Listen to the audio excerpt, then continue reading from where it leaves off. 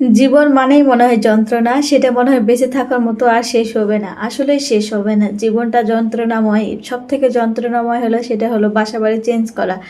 একটা উদ্দেশ্যে বাসাবাড়ি যখন সাজানো হয় কতটা মনটা ভালো থাকে, কতটা সুন্দর থাকে, কতটা জীবনটা মলিন মনে হয়। আর যখন বাসাবাড়ি চেঞ্জ করার সময় এসে যায় তখন অনেকটা কষ্ট লাগে, মনটা চায় বসে বসে কান্না করি। কান্না করেই বা কী করবো বলেন? হ্যাঁ, তো বাসার বাড়ি চেঞ্জ করতেই হবে, কিছু করার নেই। নিজে মাথা গোছানো যখন ঠাই নিজের বলতে কিছু থাকে না তখন তো চেঞ্জ তো করতেই হবে, না হলে তো থাকা যাবে না। কোথায় থাকবো বলেন? এই যে বাসা বাড়ি চেঞ্জ করার সময় হয়ে গেছে, আমার তো পুরো কান্না পাচ্ছিল। আমার হাজবেন্ড ছিল, তা ও কাজ করে দিয়েছিল, তাও মনটা একটু ভালো হয়েছিল। আজকে আমার তো পুরো কান্না পাচ্ছিল। কান্না পেলে আর কি করব, কিছু করার নেই, আমাকেই করতে হবে। সেজন্য কি করব, আগে রান্নাটা শেষ করতেছি, রান্না শেষ করে আমি কাজ করতে চলে যাব। সেই জন্য বাঁধাকপি আছিল, বাঁধাকপি চিন্তা করতেছিলাম বাঁধাকপির ভাজি করব আর শুধু ভাত রান্না করব, আজকে বেশি কিছু করব না। আসলে যখনই বাসা বাড়ি যখন চেঞ্জ করার সময় আসে তখন আমি কান্দি, মনে হয় বসে বসে কান্না করি। আমি কাজে ভয় পাই না, তারপরে ভয় করি।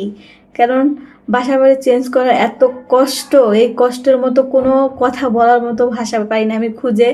কারণ একটা বাসা কত সুন্দর করে সুন্দর মতো সাজানো হয়, সেই বাসাটা ভাঙ্গা এতটা যে কষ্টে, যারা বাসা বাড়ি চেঞ্জ করে তারাই বোঝে, তারাই জানে, তারা ছাড়া কেউ বুঝবে না এটা।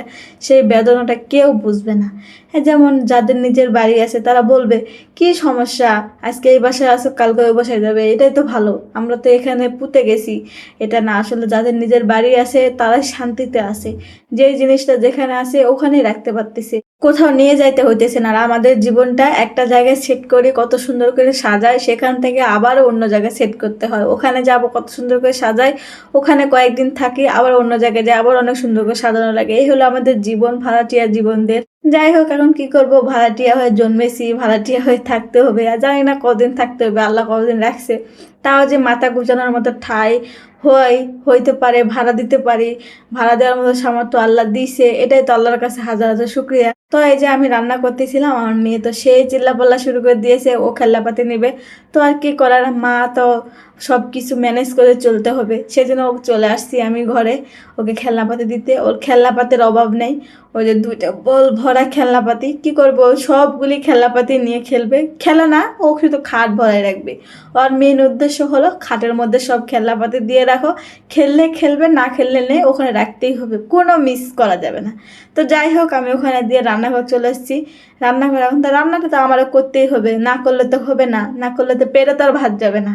পেটে তো ভাত দিতে হবে, ভাত দিতে গেলে তরকারি তো দরকার আছে, তরকারি তো রান্না করতেই হবে। সেজন্য আমি রান্না বান্না করতেছিলাম, রান্না বান্না করতে ওদিকে আমি তুলে দিয়েছিলাম, তার মধ্যে চিন্তা করতেছিলাম যেটার মধ্যে রাখবো সেটা আমি নিয়ে যাই। আমি রাখবো আজকে মেনলি, আজকে শুকেছে জিনিস ভরাবো, সেজন্য আমি এই ড্রামটা বাছাই করেছি। আসলে আমি যখনই যখনই বাসা বাড়ি চেঞ্জ করি তখন আমি ড্রামের মধ্যে করে করি কাজ, সব কিছু ড্রাম আর বড় বালতির মধ্যে করে নিয়ে যাই। সেজন্য আমি এটাই চয়েস করি। সব সময় আপনারাও চাইলে চয়েস করতে পারেন।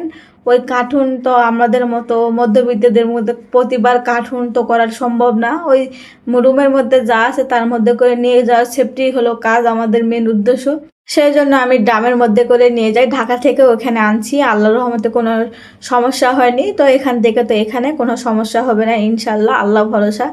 তো আমি প্রথমে কিন্তু কাপড় দিয়ে নিয়েছি সবার নিচে, তারপর আমি একে একে জিনিস দিচ্ছিলাম। তার মধ্যে আবার কিন্তু কাপড় দিব, এই যে দেখতে পাচ্ছেন, মানে জিনিস দিচ্ছি তার উপরে আবার কাপড় দিব এক লেয়ার, তারপরে আবার জিনিস দিব তার উপর আবার একটা লেয়ার কাপড় দেবো, এভাবে আর কি। এভাবে দিয়ে পুরো ড্রাম ভর্তি করব। এক ড্রামে হবে না, যেহেতু আগে ছিল একটা ডিনার সেট, তখন একটা ড্রামে হয়ে যেত, এখন দুটা ডিনার সেট হয়ে গেছে, তো এখন তার একটা ড্রামে হবে না। তো আমি চিন্তা করতেছিলাম যতটুকু হবে ততটুকু আমি আগে রাখি, তারপরে যতটুকু হবে না তখন তো আরও জায়গা আছে, আরও জিনিসপত্র আছে, বালতি তো আছে, বালতির মধ্যে করে নেবো, কোনো সমস্যা নেই। সেই জন্য আমি জিনিস একটা করে রাখতেছিলাম আর লেয়ার দিচ্ছিলাম কাপড় চোপড়। আসলে আমরা যেগুলো ব্যবহার করি সেগুলো কাপড় চোপড়ই আর কি, লেয়ার দিচ্ছিলাম। দিয়ে এখানে এসে দেখতেছি আমার বাগার দিতে হবে। আমার বাঁধাকপিটা সিদ্ধ হয়ে গেছে, তো আমি নামাই নিচ্ছিলাম, নামাই নিয়ে চিন্তা করছিলাম কড়াইটার মধ্যেই ভাগার দিব। কড়াই মরে সব তো আমি উঠাই রাখছি, একটা কড়াই বার করে রাখছি, মানে একটার মধ্যে এখন সব কিছু কাজ চালাইতে হচ্ছে।